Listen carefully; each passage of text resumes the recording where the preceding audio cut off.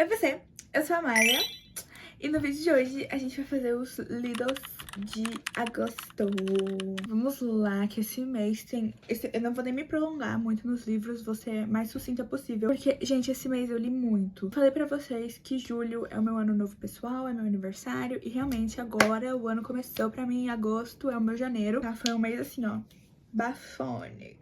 O primeiro livro de todos foi Até o Fim do Verão. Eu não conhecia a Abby Jimenez. Eu sempre vejo muitas pessoas falando super bem dos livros dela e tudo mais, mas eu não gosto do design da capa dela. Então isso sempre me afastou um pouco da, querendo ou não, de conhecer a autora, porque eu tenho isso. Se eu acho a capa feia, é muito difícil que eu vá querer ler o livro. Mas esse livro em específico eu achei a capa muito bonita e eu gostei da premissa, né? Esse livro conta a história do Justin e da Emma, e eles se conhecem por meio do Reddit. Basicamente o que aconteceu é o Justin faz um post no Reddit, naquela comunidade do Am I the Asshole, onde basicamente ele conta a história de como ele tem uma maldição e todas as mulheres que namoram com eles, assim que eles terminam, a próxima pessoa que elas namoram é o amor da vida delas. E foi isso que aconteceu com a última menina que ele tava saindo, e calhou de que o amor da vida dela era o melhor amigo dele, que dividia apartamento com ele. Nisso, o melhor amigo dele encontra a alma gêmea dele, ele decide morar junto com a mulher e abandona o Justin e o contrato de aluguel deles e tudo deixa ele largado. E basicamente o que acontece é que o Justin tem que se mudar pra um outro apartamento no mesmo prédio, porque ainda não acabou o contrato deles, né, que é um pouco mais barato. Só que esse prédio tá vazio e é barato justamente pelo fato de que a janela da sala dá numa outdoor, que é uma propaganda gigantesca sobre um cara que é desentupidor de privadas. Tipo assim, você entra na casa dele, a primeira coisa que você vê é um outdoor gigante de um cara desentupindo privada, sabe? É meio desconfortável. E ele, pra se vingar, assim, entre aspas, do amigo, ele adota um cachorro e dá o nome do amigo, que eu acho que é Brad, porque ele fala, tipo assim, esse aqui vai ser meu melhor amigo e ele não vai me abandonar. E aí ele coloca toda essa história perguntando se ele é o The Asshole por ter dado o nome do cachorro do melhor amigo dele, coisa desse tipo. Porque a mãe do amigo e a namorada do amigo não acham de bom tom que o cachorro tem o nome do cara, né? Enfim, nesse post a Emma viralizou no Reddit e a Emma conhece ele. E aí ela também tem essa mesma maldição de que todo mundo que ela namora, a próxima pessoa que essa pessoa se relaciona, eles que casam e são muito felizes para sempre. Tanto que ela até brinca que ela já foi convidada pra ser madrinha de, tipo, uns 3, 4 casamentos. E, eventualmente, eles se conhecem. Ela é enfermeira itinerária, alguma coisa assim. Eu não sei muito bem como funciona isso, mas essa é a profissão dela. Basicamente, ela fica migrando de hospital em hospital. Ele fala assim, vem pra Minnesota e a gente namora, a gente que tá namorando, e termina. Fazemos todos os rituais que é preciso para ambos, para o relacionamento de ambos, para que a próxima pessoa, que depois que eles terminarem, seja o amor da vida deles e eles quebrem essa maldição que eles dois têm. E é assim que a nossa história se desenrola. Primeiro de tudo, que eu amei a maneira como esse livro não é só sobre romance. Ele conta muito mais sobre família, sobre found family, sobre irresponsabilidade, sobre maternidade. Gente, esse livro fala sobre tanta coisa, sobre... não só sobre maternidade e paternidade dos personagens, mas assim, como isso impacta a vida de uma pessoa, como você ter um filho muda a sua rotina, muda tudo ao seu redor. E sobre luto, gente, fala sobre muitas coisas, de verdade, é um livro muito bom. Eu gostei muito e é super rápido, porque a escrita da Abby Jimenez realmente é uma coisa de louco. Eu acho que o que acontece é o romance, é o pano de fundo de todas as histórias que vão de tudo que ela desenvolve dos personagens, com tramas muito bem desenvolvidas, com um aprofundamento absurdo em várias coisas que desenvolvem e impulsionam a narrativa. De verdade, é um livro assim, ó, chef's kiss, que eu dei 3 estrelas. Depois de Até o Fim do Verão, eu li O Rei Perverso. E assim, gente, eu fico impressionada a capacidade que a Holly Black tem de não deixar a peteca cair. Mas vamos lá. Bom, O Rei Perverso, eu não posso dar muito detalhe sobre ele, porque é o segundo livro do Príncipe Cruel. Mas, basicamente, ele começa logo que o primeiro livro termina. Então a gente vai logo de cara já ser catapultado pra literalmente as consequências de ações que foram tomadas no final do primeiro livro. Assim, até certa metade eu tava achando um pouco entediante, mas quando começou a acontecer coisas, realmente começou a acontecer, me deixou muito intrigada pra ler o último livro. E assim, esses livros são curtíssimos e eu fico impressionada como quanto a Holly Black consegue desenvolver mundo, personagem, narrativa em tão pouca página. Tipo assim, ela não tem tempinho a perder, não. Ela vai falando e vai... entendeu? Esse livro continuou com a qualidade do primeiro, mas ainda assim o primeiro eu acho melhor que esse justamente por conta disso, porque eu achei certas coisas um pouco enroladas no começo, mas assim, eu entendo o que estava acontecendo e por que que tava sendo desse jeito, mas não deixo de achar um pouco chato. Um final surpreendente, tal qual o plot do primeiro livro. Não tava esperando, não vi chegando. Confiei cegamente em um personagem aqui. Fui decepcionada junto com a Judy. Nunca vou ter o que reclamar, eu acho, espero. O Príncipe Cruel, de verdade, é uma das minhas séries que tá se tornando favoritas. Enfim, dei 4 estrelas e é isso, não tem mais o que falar. Não vejo a hora de terminar, porque quero muito saber como certas resoluções vão acontecer. Depois do Rei Perverso, eu li Fúria Vermelha. Gente, se vocês viram meu vlog passando uma semana comigo e tudo mais, eu expliquei um pouquinho sobre, mas resumindo, eu e meus amigos fizemos um clube do livro. O nosso primeiro escolhido pra ler foi Fúria Vermelha. Um minuto de silêncio, gente. Galera, que bostalhona. Bom, Fúria Vermelha é uma distopia clássica, assim, né? Daquela época, Jogos Vorazes, Divergente, todas essas que tava pipocando distopia por todos os cantos. Só que eu acho a escrita mal feita. E assim, a premissa, tudo foi muito inteligente e intrigante, mas a execução pecou, sabe? Com o que calhou que fosse abandonado. Então tudo que eu vou estar falando aqui vai ser só sobre o começo dele mesmo, porque eu não tenho opiniões concretas pra dar, porque eu não terminei o livro. Fúria Vermelha conta a história do Dave. Se eu não me engano, o nome dele é Dave, que ele é um vermelho. Nessa sociedade, a Terra foi dizimada e levaram esses grupos de pessoas pra Marte, pra colonizar lá. E os vermelhos são a galera que vive no subterrâneo. E eles são responsáveis por minerar e extrair metais preciosos e essas coisas pra... Isso vai ajudar a Terra a planar Marte pra trazer a galera da Terra. Eu não sei muito bem qual que é a ligação ali dos metais. Se eles vão vender esses metais pra alguém, pra que esses metais... Enfim, eles tiram coisa da Terra pra trazer a galera da Terra pra Marte. E aí, dentro dessa sociedade, você meio que não tem como se camuflar em outras castas, vamos dizer assim. Então, os vermelhos são chamados assim porque eles são literalmente vermelhos. Todo mundo tem o olho vermelho, é ruivo, todos os pelos são vermelhos. E aí a gente tem os pratas, se eu não me engano, que são tipo os oficiais, assim, os seguranças. Tem os dourados, que são tipo os nobres. E aí, consequentemente, todos eles são tipo os dourados são loiros, dos olhos dourados, entenderam? E é isso. E aí, basicamente, essa sociedade vermelha, ela é muito precária. Eu penso que ela é a base da pirâmide, né?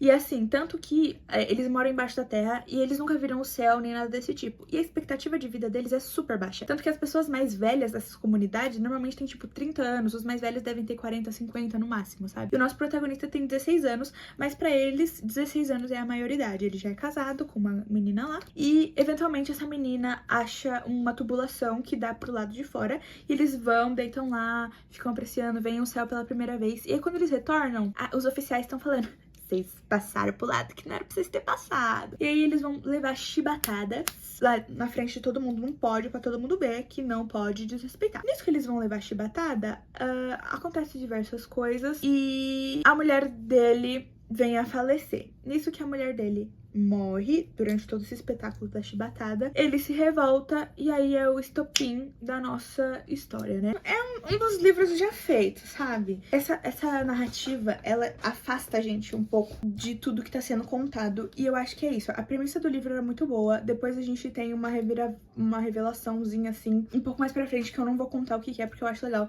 Se você se interessar, né, a ler o livro, você ir sem saber o que é, que depois que acontece isso, a narrativa começa a ficar interessante, só que esse é o ponto. A premissa da história fica interessante, só que a narrativa não evolui junto com ela. A escrita não vai desenvolvendo de uma maneira instigante, sabe? E esse é o ponto que me fez abandonar, porque eu pensei, mano, se fosse um livro único, eu terminaria de ler, porque eu fiquei interessada na história, interessada no que o autor poderia desenvolver, mas agora por ser uma trilogia, eu fiquei tipo assim: parou, que eu vou ler esse primeiro, vou terminar o primeiro, não vou receber as respostas que eu quero, vou ter que ler um segundo e o terceiro.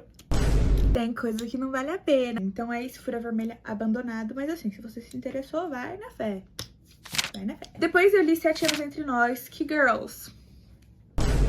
Bom, basicamente, 7 Anos Entre Nós conta a história da Clementine, que é uma menina que acabou de perder a tia dela faleceu, e de presente a tia deixou um apartamento no Upper East Side pra ela. E ela tá tendo muita dificuldade de lidar com o luto dessa tia, ela afoga muito todos os sentimentos e o turbilhão de coisas que o luto dessa tia faz ela sentir. Ela trabalha numa editora e ela admira muito a chefe dela, que é essa mulher forte, empoderada, de salto fino, que se banca e não sente nada e tudo mais. E por almejar ser muito essa pessoa, ela suprime muitas coisas que ela tá sentindo porque ela tem essa imagem a zelar e a correr atrás e tudo mais. E aí, esse luto dessa tia é tão sofrido porque ela era meio que a pessoa que a Clementine queria ser antes de se tornar essa girl boss, sabe? Essa tia é uma mulher livre, que nunca casou, não tem filhos, e todo ano ela e a Clementine viajavam no verão pra um lugar aleatório. Então a Clementine é essa pessoa que almeja ser essa mulher de negócios e business e tudo mais, mas na verdade a personalidade dela é muito mais livre que isso. Ela é uma mulher com um passaporte cheio de carimbos de vários países diferentes que ela já foi, ela ama pintar e ela ama ir pra lugares e ficar observando arte, pintar pessoas e coisas assim. Então assim, ela tem esses dois aspectos muito longes uma da outra, né? Bom, esse apartamento que a tia deixou pra ela, ele é mágico. Ele basicamente tem o poder de criar encruzilhadas na vida de pessoas e as pessoas que moram nesse apartamento costumam voltar 7 anos no passado, em algum momento do passado, e vamos se desenrolando essa história, né?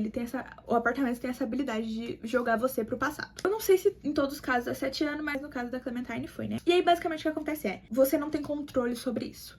A Clementine, basicamente, chega em casa um dia, e aí ela acorda e ela fala, tô no apartamento da minha tia, porque há 7 anos atrás a tia dela ainda tava viva. Ela fica tipo assim, o que tá acontecendo? Aí tem um cara dentro do apartamento dela, ela fica tipo assim, what the fuck is going on? Porque você não tem muito controle. Então assim, tanto que às vezes ela quer ir embora, ela sai e entra do apartamento várias vezes e ela continua 7 anos no passado. O apartamento meio que redireciona quando vocês dois estão, quando a pessoa que tá no apartamento e você estão encruzilhadas que eles vão se auxiliar e o apartamento manda você pra lá. E aí é isso. Dentro desse apartamento, a Clementine conhece o Ivan, que é um aspirante a chefe que acabou de se formar e chegou em Nova York querendo ser contratado em algum restaurante, e a tia dela deixou ele ficar lá no verão pra ele ir se estabelecendo na cidade, procurando casa, procurando emprego, coisas desse tipo. A Clementine conhece ele e eles começam a desenvolver uma amizade, conversar e tudo mais. Gente, esse livro é o mesmo caso do Até o Fim do Verão. Ele é um livro que a gente tem como pano de fundo romance, mas ele fala muito mais além disso. Principalmente ele fala muito sobre luto. Esse luto da tia da Clementine é um tópico muito grande na vida dela, mas ao mesmo tempo é muito lindo. Gente, eu chorei tanto nesse livro. Tanto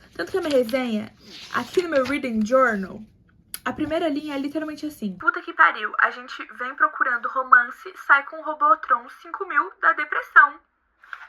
E é literalmente isso, gente. E, enfim, fala sobre muitas coisas. Fala sobre se encontrar, fala sobre pertencimento, fala sobre saudade das pessoas que não estão mais aqui. Fala sobre o direito de você ter de mudar, sobre quanto de você morre quando você muda, né? Quando você envelhece, quando suas metas mudam e coisas desse tipo. Amei, que junta dois dos meus tópicos favoritos, né, que é romance, viagem no tempo, e é feito de uma maneira fenomenal. Sim, tá? O que acontece dentro do apartamento no passado afeta o futuro, tá? A maneira como essa viagem no tempo foi trabalhada, perfeita, excepcional. Na verdade, gente, é um livro muito bom, não tem outra coisa, 5 estrelas, tá? Amei. Tudo que eu precisava ler naquele momento, depois de ter abandonado um livro que tava me deixando por aqui, ó. Bom, depois desse, eu li o mais badalado do momento, Casas Estranhas. Se vocês viram meu vlog, vocês também viram que eu comprei esse. E, bom, resumidamente, Fúria Vermelha foi o livro do Clube do Livro de agosto. Esse aqui é o livro do Clube do Livro de setembro. E assim, ai, mas você tá falando no livro de agosto? Sim, porque eu já li. Gente, esse livro, olha o tamanho disso aqui. Eu peguei despretensiosamente, assim, tipo, meus amigos estavam começando a ler, mas eles têm um ritmo um pouco mais devagar que o meu. E eu falei assim, eu quero ler só ele, tipo assim, literalmente uma semana antes da reunião do clube. Só que eu não me aguentei, porque meu amigo Bogner tava comentando comigo coisas que estavam acontecendo, assim, e eu fiquei, tipo, obsessed. E aí eu li tudo em um dia.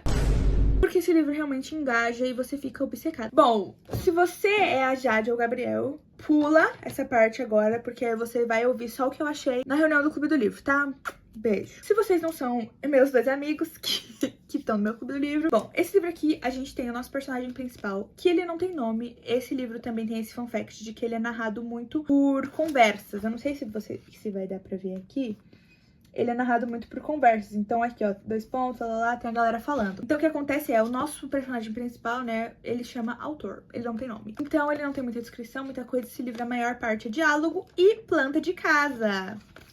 Sim, Por que Casas Estranhas? A gente vai analisar plantas de casa, né? Basicamente o que acontece é, um amigo do autor sabe que o autor trabalha com ocultismo. Ele fala aqui na primeira página o que ele é: escritor freelancer especializado em ocultismo. O autor é isso, e o amigo dele vai comprar uma casa e ele manda a planta baixa para o autor e fala assim: como você é ocultista, analisa aí pra ver se tem alguma vibe meio torta nessa casa, porque eu tô querendo comprar ela. O autor chama um amigo dele que é projetista, começam a analisar as plantas e, gente, que começa o babado a ficar forte, porque eles começam a supor certas coisas por conta de disposição de cômodos da casa, de cômodos sem janela, cômodos sem porta, cômodos com muitas portas, cômodos em lugares que não deveria tá aquele cômodo, teoricamente, e coisas desse tipo. E aí, gente, isso aqui, você vai ficando meio Sherlock Holmes, tentando desvendar junto com o autor e com o projetista qual que é a brisa que tá acontecendo aqui. E é isso que deixa o livro muito engajante. Até, assim, vou falar que até, tipo, aqui do livro,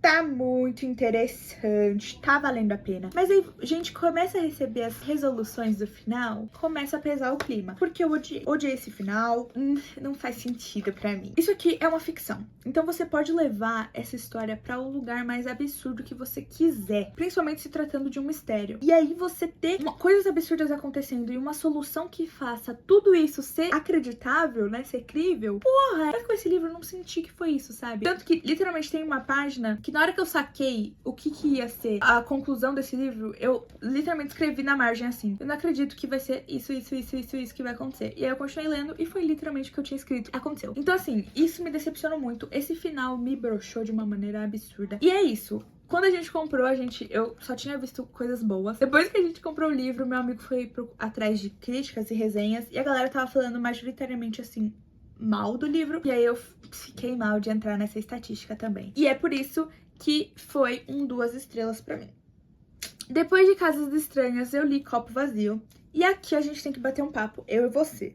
Vamos lá? Copo Vazio, gente, nessa coletânea de livros de mulheres doidas, mulheres obcecadas, mulheres malucas, por que ninguém tá falando de Copo Vazio, hein? Porque esse livro é um suco da loucura feminina. Nesse livro a gente tem a história da Mirella, que tem um envolvimento romântico com um rapaz chamado Pedro. Esse relacionamento deles dura 3 meses e, eventualmente, o Pedro dá um ghosting fudido na Mirella e ela fica completamente obcecada com o cara. E aí, é uma premissa muito simples, mas a maneira como ela é desenvolvida, pra mim, foi assim, ó, chef's kiss. Esse livro é narrado basicamente em partes, né? Os capítulos são divididos em depois, que é depois de tudo esse bololô que aconteceu na vida da Mirella, o que tá acontecendo agora, como que ela tá. Antes, que é quando ela ainda tá conhecendo o Pedro, quando o relacionamento deles ainda tá começando a acontecer. E agora, que é literalmente a obsessão fodida que ela tá tendo do menino. E aí, entre esses capítulos, a gente tem coisas diferentes, que tem tipo, e se? Que são coisas que ela projetava que poderiam acontecer por expectativas que o Pedro tinha colocado nela. Ela faz um capítulo sobre isso. Tem capítulos que são cartas dela para o Pedro. Gente, esse livro é fenomenal. É um livro que é muito bem escrito, muito bem estruturado. E essa narrativa pra mim foi sensacional. E ela vai mesclando a autora, que tem partes que tem falas com travessão, tem partes que tem um texto meio, uma narrativa indireta, e aí tem um fluxo de consciência maluco, e aí tem uma carta, e aí tem um isso, tem um aquilo. Gente, é muito bom. E é uma coisa que, assim, não é pra todo mundo esse livro. Esse livro é pra você. Você tem um ex que você foi obcecada? Você recebeu ghost? Você depositou todo o seu valor num relacionamento com uma pessoa que preenchia muito dos seus requisitos, e aí foi deixada na mão? Você ficou tão completamente obcecada, consumida em entender o porquê daquele relacionamento que tinha um potencial tão grande não deu certo, sabe? É uma coisa que só quem se identifica pessoalmente com todo o desenvolvimento da trama vai gostar. E tem frases que são bafônicas, porque inclusive lembrei de uma que a Mirella fala que é isso: a gente como mulher tem muito do nosso valor atrelado no relacionamento, então a gente vai ficar obcecada quando ele acaba, porque a gente quer entender que parte, o que eu falhei pra que você não queira ficar comigo, entendeu? Porque é isso, porque o nosso valor tá atrelado no romance. Pra mim aqui, ó, 4 estrelas, muito bom, nacional, tá? E leiam Copo Vazio. Depois disso eu li um conto muito tchucu-tchucu, muito fofinho, que chama Turmalina Negra, que eu peguei no Exploda Seu Kindle. E eu não dou nota pra conto, gente, porque é muito pititico. Não tem como eu me aprofundar, né? Não tem como eu me apegar com o personagem de qualquer maneira. Não tem como ser muitas coisas muito desenvolvidas e coisas desse tipo, porque são narrativas pequenas e curtas. Mas eu dou valor pra muitos contos, acho muito gostoso. Você lê em uma tarde, uma história, e principalmente livros de coletânea de contos, que aí você consegue pegar a escrita do autor sendo manipulável dependendo da narrativa que ele quer traçar. Ui, me arrepio. Turmalina Negra é a história de duas meninas, que eu não lembro o nome porque eu não anotei, que são melhores amigas, e uma delas é obcecada pelo Halloween, e aí basicamente ela recebe uma carta misteriosa chamando ela pra ir num lugar X no dia do Halloween. E ela, como obcecada por Halloween, vai e leva essa amiga dela. E aí a gente vai tendo todo o desenvolvimento da história, que é bem curtinho, não tem como dar muito mais detalhes sem dar qualquer spoiler. É muito legal, muito fofinho, muito bonitinho. Recomendo pra caramba. Tem tipo 30 e poucas páginas e eu amei. E por último, esse mês eu li, sim, Dias Perfeitos. Gente, no momento que eu estou gravando esse vídeo, é dia 28 de agosto. Eu peguei esse livro pra ler porque está saindo a série de Dias Perfeitos no Globoplay. E eu gostava de Rafael Montes, então... E eu não vi nenhuma das adaptações dele. E essa, como tava saindo ainda, eu queria ver até pra comentar com vocês, comentar no TikTok, etc. Sobre o que eu tava achando, porque eu vi muita gente falando que o final ia ser diferente. Não sabia qual era o final do livro, né? Só sabia que ia ser diferente o final da série. Quando eu comecei a ler esse livro, a gente tava tendo um burburinho no Twitter sobre... Tem uma cena em Dias Perfeitos que o Theo, que é o personagem principal, ele quebra a coluna da Clarice, que é a personagem feminina ali. Essa cena viralizou junto com um pedaço com um trecho do livro, e uma pessoa cotou falando que achava muito estranho e meio misógino como ele tratava as personagens femininas nos livros dele. E aí, isso foi um estopim pra uma carretel de gente falando muitas coisas e muitas opiniões sendo formadas, muita gente defendendo, muita gente atacando. E a pauta principal era as pessoas que estavam atacando, né, estavam criticando, né, não vou falar nem atacando, criticavam o fato de que a maioria das personagens femininas estavam ali pra ser violentadas em algum nível, tanto fisicamente, quanto psicologicamente, quanto sexualmente, qualquer coisa do tipo. E a parcela de pessoas que estavam defendendo, tava defendendo porque falava, gente, ele não bate só em mulher, não. Ele bate em homem, bate em gay, bate em pessoa com deficiência, bate em todo mundo. Ele não é um ódio direcionado a mulheres, ele mata quem precisa matar. É isso. Isso era um tópico que eu não tinha... Um tema que não tinha sido acesa na minha cabeça quando eu li as coisas do Rafael, mas depois dessa discussão eu comecei a ficar meio intrigada. E no último dia 27, se eu não me engano, ontem, o Rafael postou um vídeo debochando de todas as críticas, tudo que foi levantado durante essas discussões, ironizando tudo que falaram e puxando pro lado da censura, assim, né? De tipo, eu não vou mais... Ele ficou falando, tipo, não vou mais escrever suspense nem terror, vou só escrever livros de autoajuda e coisas boas, dando um tom de tipo assim, então a gente não pode falar sobre nada, terror tem que ser tudo feliz, não pode ter nada de choque, não pode ter nada de terror em nenhum livro, tem que ser tudo bom, tudo pra família tradicional brasileira, lá, lá. Isso foi o panorama que aconteceu enquanto eu estava baixando esse livro pra me ler, lendo, e aí, literalmente, eu terminei o livro na madrugada do dia 26 pro 27, no dia 27 tem esse pronunciamento do Rafael que me decepcionou muito como leitora dele. E aí eu comecei a analisar certas coisas e eu comecei a desprezar certas coisas, porque assim, se você tem, assim, majoritariamente o seu público é feminino, e aí você tem críticas feitas por mulheres relatando misoginia e você prefere responder com deboche, descredibilizando coisas que foram citadas com fundamentos, não foi assim, tirei da minha cabeça, e ainda levando pra um lado de censura, assim, que foi o tom que ficou pra mim, isso é uma coisa meio foda de fazer, que não foi uma coisa que me desceu com um bom tom. Enfim, aí eu comecei a comparar certas coisas. Eu já li Jantar Secreto, do Rafael, Uma Mulher no Escuro, Uma Família Feliz e agora Dias Perfeitos. Li, né, esses livros e aí eu comecei a apontar certas coisas na minha cabeça que eu falei, mano, de 4 livros que eu li do Rafael, 3 têm personagens femininas como personagens principais e a função delas ali é só isso mesmo, ser violentada. Algumas fisicamente, outras psicologicamente, né? Outras sexualmente. Sendo um deles, que é Dias Perfeitos, sendo só isso. Só violência feminina. Por 200 e poucas, quase 300 páginas, é literalmente, gratuitamente, assim, só violência feminina. E aí, galera, desculpa. Se você acha que não bater em uma mulher é censura, se você acha que terror, que mistério, que horror só envolve violência, e com grande enfoque violência feminina, vamos falar criticamente sobre o livro agora. É um livro ruim. Se eu não me engano, acho que é um dos primeiros livros do Rafael e a gente, né, não vou passar esse pano pra ele, porque Jantar Secreto também. E Jantar Secreto é muito melhor. E esse é o ponto, gente, porque assim, se você bota violência em certas coisas pra chocar, pra lá, sem ter nem uma reflexão pra você tirar, sabe? Não é que tudo que a gente precisa ler precisa ter crítica, mas tudo a gente precisa ter senso crítico na hora de consumir. Enfim, Dias Perfeitos é um livro ruim, que pra mim foi uma estrela, mal feito, achei ele muito raso. Os diálogos e tudo é muito raso nesse livro. E assim, o final não preciso nem falar, né? E é isso, assim, sabe? Tem muitos livros de terror, de mistério, de horror, feitos onde você não precisa massacrar minorias pra que a história se desenvolva. E é isso.